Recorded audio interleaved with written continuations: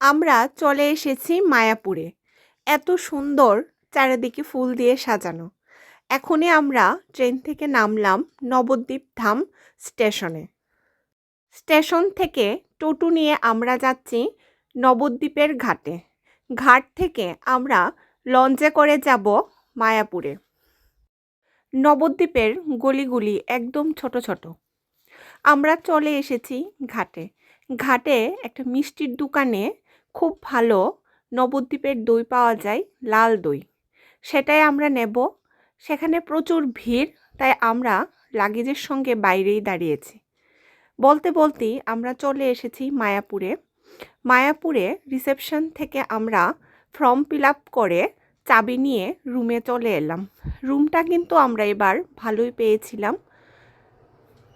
আমাদের মেয়ে সহ আমরা ছিলাম 3 জন, আর এই রুমটাতে বাচ্চা সহ 5 জন থাকা যাবে। আর মায়াপুরের প্রত্যেকটা রুমেই কিন্তু গীতা থাকে। রুম থেকে ফ্রেশ হয়ে আমরা চলে যাচ্ছি প্রসাদ খেতে। আমরা গদা ভবনেই ছিলাম, আর গদা ভবন থেকেই প্রসাদ খেয়েছি। আমরা রিসেপশন থেকে জানতে পারলাম 2টার সময় গদা ভবনের প্রসাদের কুপন আবার দেওয়া হবে। আমরা গিয়ে প্রসাদের কুপন কালেক্ট করে প্রসাদ খেলাম। প্রসাদ কিন্তু দারুণ হয়েছিল, বলার মতো না।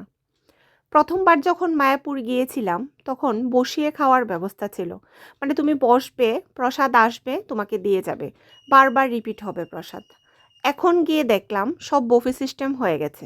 তুমি যাবে, প্রসাদ আনবে, আবার যদি প্রয়োজন হয় আবার যাবে, আবার আনবে। আমরা প্রসাদ টসাদ খেয়ে রুমে চলে আসলাম। এখন খোলা হচ্ছে সেই লাল দই। লাল দইটা খোলার পরে দেখলাম যেমন শুনেছিলাম সেই রকমই লাল। আর এদিকে বাবা মেয়ের ঝগড়া শুরু হয়ে গেছে কে আগে টেস্ট করবে। কিন্তু টেস্টেও কিন্তু দইটা দারুণ ছিল, মানে দারুণ দারুণ দারুণ, বলার শেষ নেই। আর এটা কিন্তু কাঠের আছে করা, সম্পূর্ণটাই কাঠের আছে করা, না হলে এরকম টেস্ট আসতোই না। দারুণ হয়েছিল, দারুণ। আবার যেতে হবে এই নবদ্বীপের দই খাওয়ার জন্য নবদ্বীপ ধামে মায়াপুরে।